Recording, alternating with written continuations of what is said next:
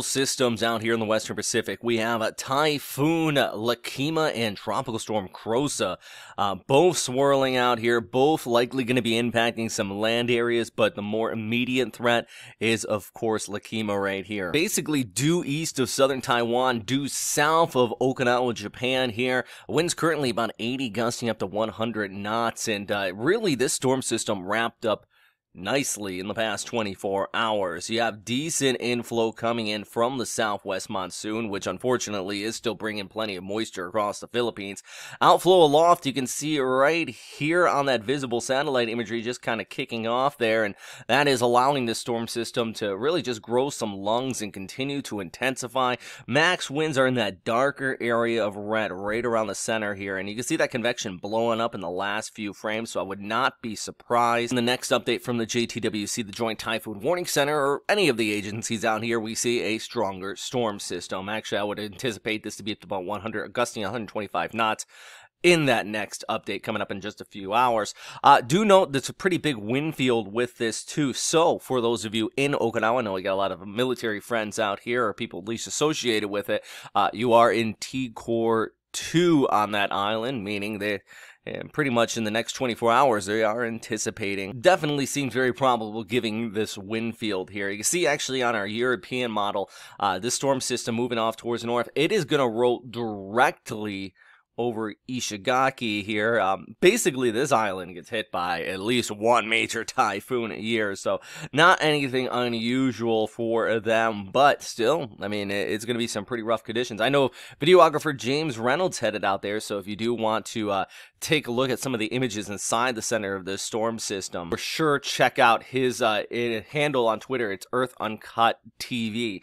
Anyways, Thursday, really, this is going to pass overhead, heading into your Friday, starting to stream off towards the north. Still looking at plenty of moisture wrapping around this on the left side of it. It does look like the bulk of it should stay off of Taiwan. The case with Taiwan and tropical systems, you remember these mountainous peaks up and down the center of this island. It basically acts as a sponge when this comes through and just squeezes out all of the moisture from these tropical systems, and really, I mean, even in this case, look at that. Look at the water just tallying up here. That is going to fill up a lot of these rivers. I mean, just 4 years ago today, I was in Typhoon Sodalor here in central Taiwan, and just talk about some raging water flow and mudslides due to these tropical systems. And I think that's going to be the big issue in northern areas of that island. The rain, though, if you want to talk purely winds, Ishigaki, Ishigaki Jima, definitely going to be seeing the higher winds here. I mean, this is the HWRF model taking it right over that island with a pressure of about 910 hectopascals.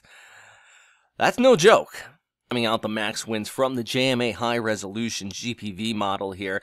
And what I want to show you is just take a look at the local time. This is 10 o'clock, actually on Wednesday morning, so Wednesday night. Here's Okinawa Honto right here. So I know a lot of people here do have questions about this. Let's just continue to scroll it ahead. Going ahead into your Thursday morning, you start to see those winds continue to pick up, and we'll go a little bit even further. Basically, the bulk of this does stay down towards the southwest, but the winds are going to be coming basically out of the south. So southern shores of all of these islands up and down here through Thursday, heading into Friday, or Thursday night through Friday morning, just going to be absolutely rough. Some pretty high swells coming out of this, and that's going to be the case as we even go ahead into Saturday as well. This particular model takes us a little bit closer to Taiwan, so it lingers those winds around here a little bit longer, but I can tell you that pretty much Thursday night throughout the day on Friday, going to be pretty blustery here, especially in southern areas of Okinawa, and of course Miyako and Ishigaki. Personally, outside of a few strong gusts, don't think Okinawa is going to be hit by anything too severe. Just be smart. Stay indoors. Let this one ride by once it comes through. I mean, that's definitely the case for out west here. And, of course, we still have the inflow coming in from these dual systems across the Philippines, unfortunately, creating this monsoonal swell of just continuous rains. And, lastly, I can't leave out Krosa. Krosa, our friend, still bringing heavy showers across Guam, Mariana Islands, expected to move over the Ogasawara Islands here, which are basically due south of Tokyo. Eventually, it could impact mainland Japan, but, I mean, there's a lot of factors in play here, and it all really dives down to what Lekima is up to and how that's going to interact with this storm system. Whenever you get two systems out here at the same time, I mean, if you want to learn how to forecast tropical storms, you just track these, and they throw so many wrenches into the system here, and it's really interesting to watch. So definitely going to keep an eye on Krosa. If you're in Tokyo, I would keep a keen eye on it. I mean, even anywhere from Kyoto up there as well. I mean, just up and down the eastern seaboard. Anyways, that's all for me right now. If you have any questions, comments, or suggestions, please post them down in the comment box below. I always appreciate that feedback. And yeah, I mean, just thanks for watching all these updates and all the support and everything, everyone. All right. As always, stay safe out there.